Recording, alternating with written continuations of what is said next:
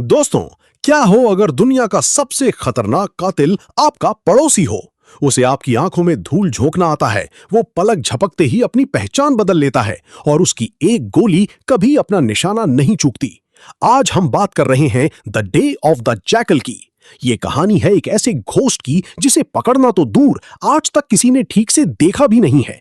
पर क्या होगा जब एक तेज तर्रार MI6 ऑफिसर इसके पीछे हाथ धोकर पड़ जाए। चलिए शुरू करते हैं इस चूहे बिल्ली के खौफनाक खेल को। कहानी शुरू होती है एक मास्टर प्लान से। हमारा विलन, जिसे लोग द जैकल कहते हैं, एक जर्मन नेता मैनफ्रेड फेस्ट को मारने की सुपारी लेता है। अब जैकल आम गुंडा नहीं है, वो एक फॉल्स फ्लैग अटैक करता है, यानी कुछ छोटे मोटे लोगों को मारता है ताकि नेता का बेटा घायल हो जाए। जैसे ही नेता अपने बेटे से मिलने अस्पताल पहुंचता है, जैकल मील दूर से एक ऐसी गोली चलाता है कि सीधे गेम ओवर। यहीं एंट्री होती है बियांका की, जो MI6 में बंदूकों की एक्सपर्ट है। बियांका को CCTV फुटेज में कुछ अजीब दिखता है, एक ऐसी राइफल जिसे टुकड़ों में जोड़ा जा सकता है। वो पहुंच जाती है बेलफास्ट एक गनस्मिथ नॉर्मन की तलाश में, लेकिन बियांका अपनी जांच में इतनी अंधी हो जाती है कि एक मासूम लड़की की मौत हो जाती है।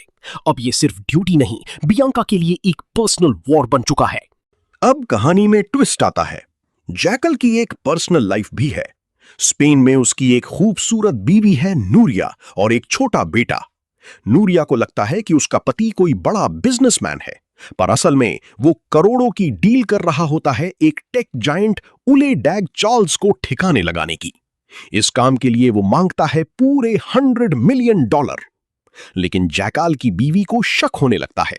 वो उसके ऑफिस का गुप्त दरवाजा ढूंढ लेती है और वहां उसे मिलते हैं ढेर सारे पैसे, पासपोर्ट्स और जैकाल के असली चेहरे का मास्क।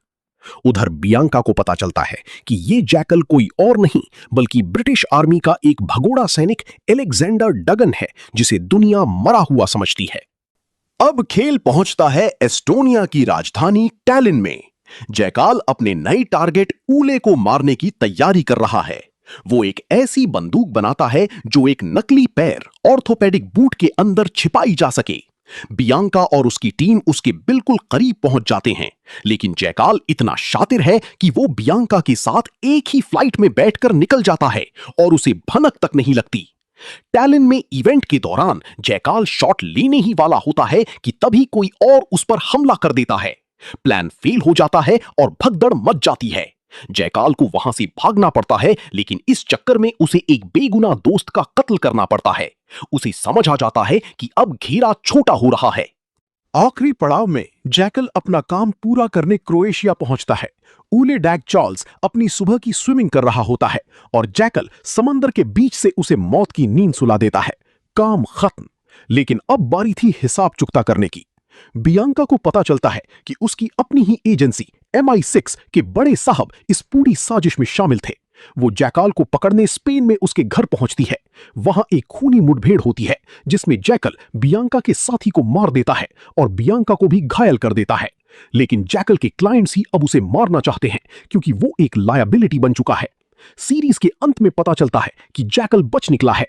बियांका की नौकरी जा चुकी है, लेकिन उसने सच्चाई का सबूत सुरक्षित रखा है और जैकल वो अब अपने परिवार को ढूंढने और उन लोगों से बदला लेने निकल पड़ा है जिन्होंने उसे धोखा दिया। यानी ये खेल अभी खत्म नहीं हुआ है। तो दोस्तों, ये थी the day of the jackal की कहानी। क्या आपको लगता है कि बियांका ने जैकल को पकड़ने के लिए सही रास्ता चुना, या फिर जैकल जैसे प्रोफेशनल को कभी पकड़ा ही नहीं जा सकता? कमेंट्स में बताओ और ऐसी ही और मूवी एक्सप्लेनेशन के लिए सब्सक्राइब बटन दबा दो। मिलते हैं अगले वीडियो में।